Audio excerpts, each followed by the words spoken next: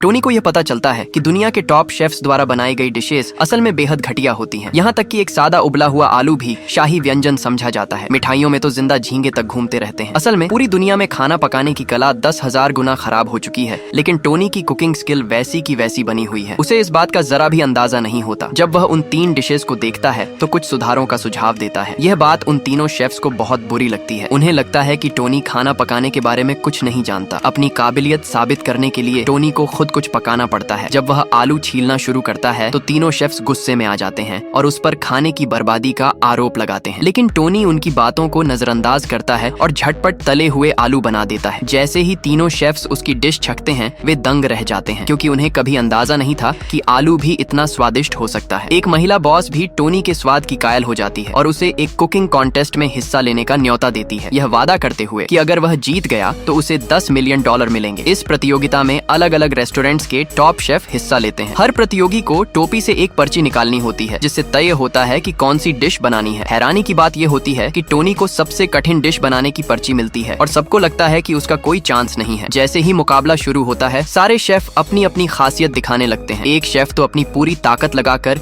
एक विशाल हरे प्याज को घुमाता है। एक महिला शेफ अपनी जबरदस्त जीवन कौशल लाइफ स्किल्स का प्रदर्शन करती है। थोड़ी ही देर में बाकी सभी शेफ्स अपनी डिश पूरी कर लेते हैं, लेकिन टोनी अभी भी चुपचाप काम में लगा होता है। पहले शेफ ने हरे प्याज का सूप बनाया होता है, दूसरे शेफ ने खूबसूरती से सजाया गया टमाटरों का व्यंजन तैयार किया होता है, तीसरे शेफ ने सफेद धुएं से उठते मिर्चों की डिश बनाई होती है। जज लोग तीनों डिश की भरपूर तारीफ करते हैं और किसी एक को विजेता घोषित करना मुश्किल समझते हैं। तभी आखिरी सेकंड में टोनी अपनी डिश तैयार कर लेता है, लेकिन कोई भी विश्वास नहीं करता कि वह अच्छा खाना बना सकता है। फिर एक जज उसके व्यंजन को हथौड़े से तोड़ने की तैयारी करता है। अगले ही पल उस सिरेमिक बर्तन से एक तेज सुनहरी रोशनी निकलती है, जिसे देखकर हर कोई हैरान रह जाता है। वह डिश थी सुनहरी चमकती हुई फ्राइड राइस, जो उस स्तर की थी जिसे दुनिया का कोई भी शेफ नहीं बना सकता। जैसे ही जज उस सुनहरी फ्राइड राइस का स्वाद चखता है वह इतना ज्यादा उत्साहित हो जाता है कि वह